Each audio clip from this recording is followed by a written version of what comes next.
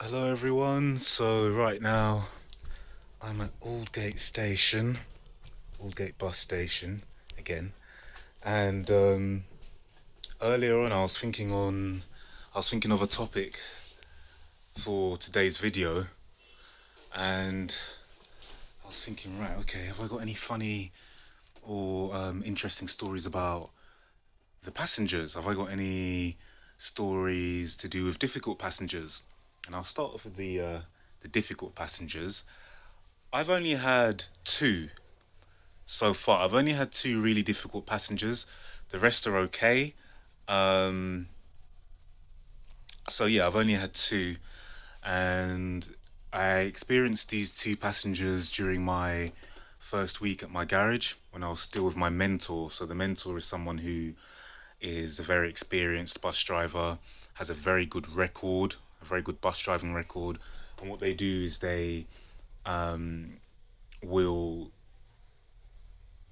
um, they will just mentor you for a week. They will give you some more lessons on how to be a good bus driver and so on. So anyway, I'm on passenger service with this mentor one morning. I'm driving down towards Aldgate, very early morning. This is after 5, 6 in the morning. And as I'm passing by Cambridge Heath, I get a knock on the window, my cabin window. So I look to my left and there's a lady stood there looking very, very glum, very, very unhappy. And she starts shouting something, and I can't understand what she's saying because on this bus type, this one here that you're looking at with the three doors, it's nearly impossible sometimes to hear what someone is saying to you from the driver's cabin. So I had to open my door to listen to what she was saying.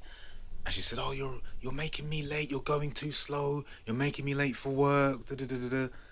And all I could say to her as well, I'm going at the limit, which is 20 miles an hour.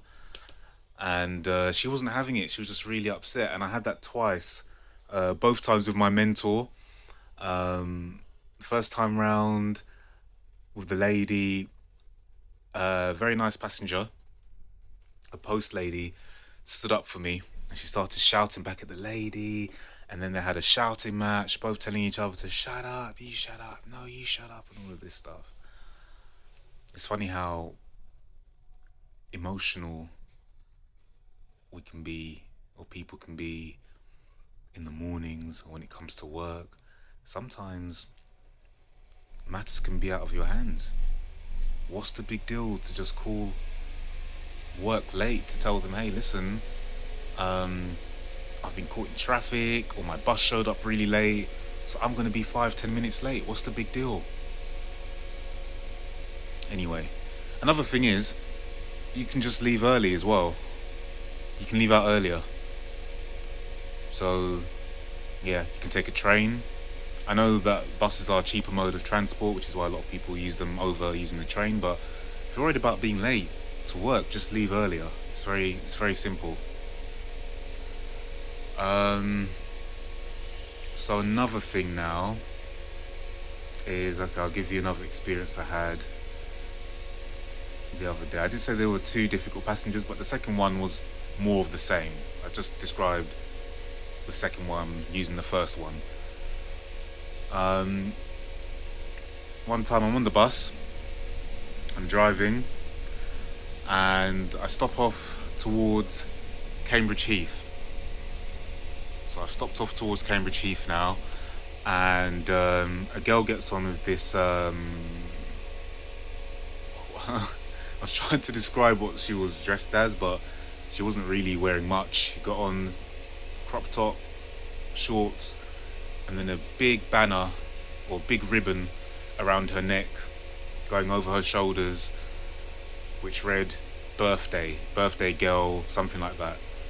So she gets on with a friend of hers, and she says, "Oh, it's my birthday, can I get on for free? It's my birthday." So I just nod. Moments later, about 10 minutes away from not 10 minutes, 10 meters away from the bus stop, I approach a red light. She says, driver, my friends are there, my friends are there. So we've got 3 girls now on the road. She says, they're my friends, can you let them on? I'm at a red light. I check my mirrors, there's no danger on the left-hand side. I'm close to the pavement anyway. So I said, you know what, okay, I'll let them on. So I let them on. 2 stops later, the birthday girl comes to my cabin window. She says, oh, thank you, driver, thank you. As she's about to get off. And she starts, her and her friends start chanting this song. Birthday something, I can't remember what it was. And they're chanting it. Her friend has her phone out filming me and the birthday girl, whilst the birthday girl twerks. She bends down and she starts twerking right in front of me. And I'm thinking, I just burst out laughing. I couldn't believe this. I thought it was hilarious. I just burst out laughing. And then they get off the bus. So yeah, those are just a couple of experiences I've had with passengers. One bad, one funny, and spontaneous. I wasn't expecting it at all.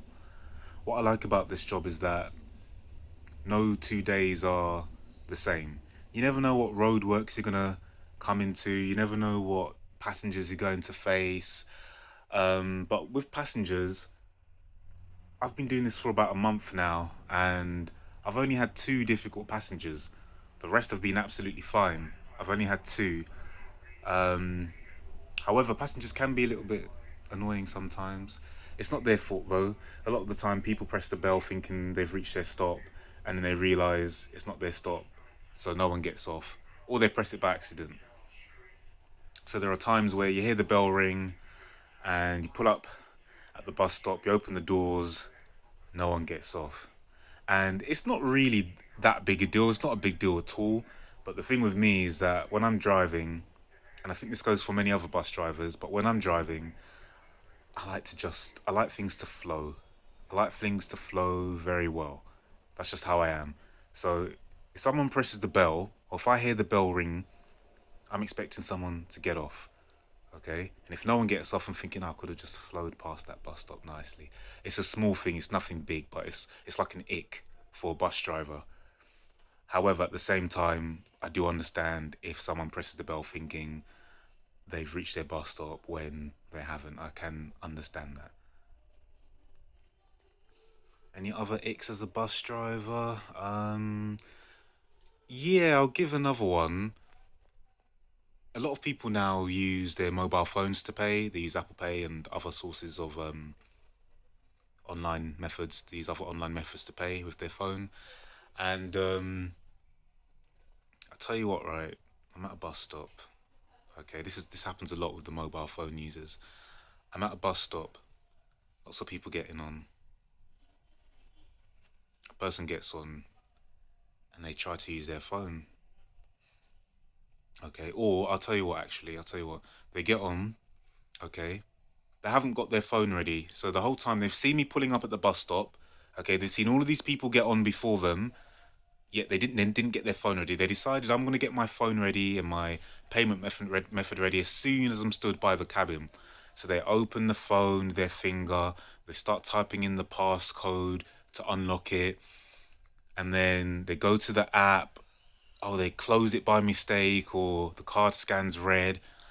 So they press something, they end up locking their phone screen, they swipe upwards with their finger again, they type in their passcode, and then they have to scroll through all of their apps. They're looking for the app to pay with, and then they find it. Then they finally tap their phone. A lot of the time, they don't even make space for other passengers to just pay whilst they're trying to get their things together. So that gives me the ick as well. Um, it's always with the mobile phone users, always. Sometimes it's with card users as well, people paying with their debit or credit cards, or people using their Oyster cards, where they get on the bus. You get this with, no offense, but you get this with women a lot. Okay, they get on the bus, they've got a huge handbag with about 1 million compartments. It's only now that they've gotten onto the bus that they've decided I'm gonna open my handbag, okay, and I'm gonna start looking through each and every compartment for my Oyster card or my bank card. And you see them looking through each and every compartment, and they're taking their time with it as well. And there's people behind them. They're not making space for the people behind them to just tap on or tap in and go. A lot of the time these people are in their own worlds, and I don't kick up a fuss about it. You don't know what people are going through. You don't know what people have on their minds, you know. You tend to do things like this and you've got a lot on your mind and you're not very focused on what's right in front of you. It happens. It is what it is. It's a fact of life.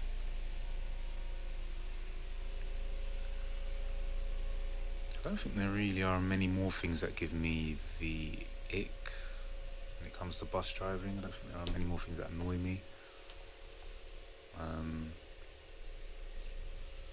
Oh yeah, I'll tell you what actually, and one more thing. There's probably more, but I'll give you one more thing.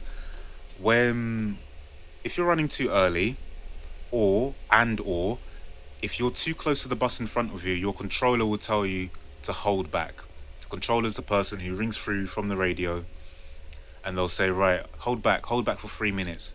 Sometimes they will tell you to do that up to 3-4 times along your journey, which is really, really, I'll be honest, it's really annoying because, as I said before, I like things to just flow.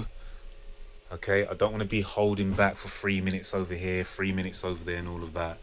That's one of the things that give me the ick. It's one of the things that annoy me. Anyway, guys, I'm due to leave now. I've decided to leave about 2 minutes behind schedule. Reason being that it's so quiet today. It's so quiet this Sunday, and I was way too early getting here. I actually arrived at this bus station 7 minutes early, which is very, very early. I'm not complaining because it means I get a longer rest time, a longer rest period. But yeah, I don't want the same to happen going back, and I don't want to get told to hold back, or anything like that. So yeah,